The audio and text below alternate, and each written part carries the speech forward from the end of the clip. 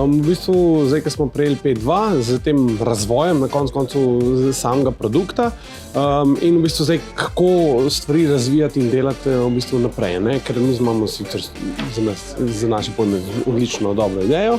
Zdaj pa seveda prehajamo na drugo področje, torej na področje, ki nam ni tako blizu, torej zdaj tega podjetništva in potem posledično financ in prodaje in vsega tega in tukaj potem zbiramo informacije, kam levo, desno, gor, dol, mi zdaj nekaj imamo, kako bomo zdaj to prodali, to je pač zdaj panika.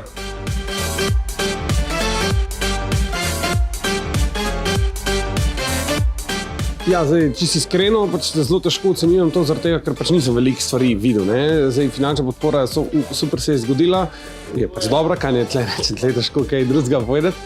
Kar se pa teh podpornih stvari tiče, se zdaj udeležujem, ampak moram reči, da ene stvari so z mojega vidika popolnoma mimo, zato ker nimam občutka, ker jaz še nisem na tistem nivoju, ker so v bistvu prezahtevne in jih tudi ne nekako razumem. Po drugi strani, kot je pa ta dogodek, je pa super, zato ker veliko izvem nekih idej, nekih izkušenj, pa tiste deleže, ki se dotikajo mene, nekako probam implementirati, ne.